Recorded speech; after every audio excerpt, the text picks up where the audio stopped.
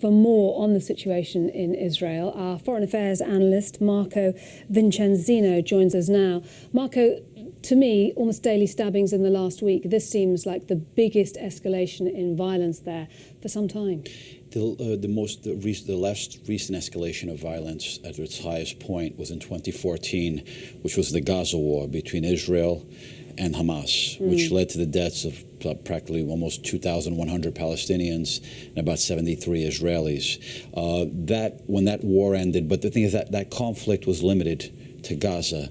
The difference of this one, although the numbers are much lower, we have within 2 weeks, we have roughly 40 Palestinians and 7 Israelis, is that these attacks, this violence is mostly limited to Jerusalem and parts of the West Bank. So you see a difference in location, but obviously, and the difference in numbers, but it's important not there on that. Just because the numbers there's a vast significance and difference in the numbers doesn't mean that one should not underestimate the difficulties and the challenges that lie ahead. Could this escalate to another Gaza war situation? That's one of the worries. I mean, the worrying things about this from an Israeli perspective is that these attacks are sporadic, they're random, and they're individual acts, which has a deep sense of unpredictability. On the second, and from another perspective, also it's that this conflict is assuming more and more of a religious dimension. This last round of violence was sparked over controversy of a holy site, Al-Aqsa mosque, but also you see in recent days the burning of a Jewish holy site in the West Bank. So the worrying element is being that the more of a religious dimension it assumes, the more passion it inflames. And that way it can also win violence and the radicalization and more recruiting, particularly if you look at also the radicals and jihadist elements. It fits into their narrative somewhat. And you have the spreading of the violence, once again, it may lead to a fourth Gaza conflict. Once again, the last one claimed over 2,000 Palestinian lives and 73 Israelis. The last thing you want to see is another round of violence of that magnitude and its implications. So are there efforts being made to try and rein this back in and calm the situation down? Attempts are being made to diffuse it. If you look at it diplomatically, for example, calls from the United States and from the Europeans.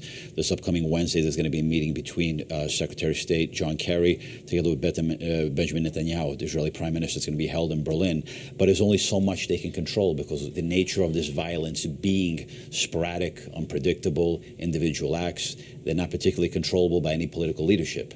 Now, if this whole thing spreads into a conflict and a fourth Gaza conflict, that's where the diplomatic efforts, the roadmap for a diplomatic effort in a conflict of that nature is much clearer. How organized do you think this is or could become? You talk about it, sporadic attacks, individual attacks. Is this all about revenge and individual attacks, or is there, do you think, a bigger picture here? Inflaming of passions. I mean, there's many reasons you can point to. Look at the Palestinian side, and you look much of what the attacks being done on the Palestinian side, young people, 15, 20, less than 25 years old. A lot of it that emanates from a sense of frustration. Frustration not just with occupation, but also frustration from their own political leadership, is that the level of corruption, and you could say also the word incompetence and ineptitude from many of their political officials it further fuels that inflammation, and they see the sense of no future. So they see that nothing is being done, so many of them decide to take things into their own hands, whether it's through violence or other means. So that's from the Palestinian side. From the Israeli side, they look at it in terms of purely a security issue.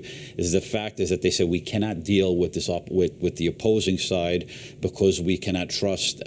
We won't give land unless we have a sense of security and peace. You have two diametrically opposing narratives, and it's very difficult. There's no sense of trust either. In 2014, the discussions, one can call it the peace process, if one even wants to call it that, practically fell apart. President Obama, Secretary of State John Kerry were pushing for that effort, but it collapsed. On the one hand, you had the fact that the Palestinians will say that the settlement building is not ceased at all, and from the Israeli side, they'll say, well, Mahmoud Abbas formed the unity government with Hamas. It's a terrorist organization, and we're not going to negotiate with terrorists. Marco, thank you very much. Thank you. Appreciate your insight on that. Marco Vicenzino there, our foreign affairs analyst.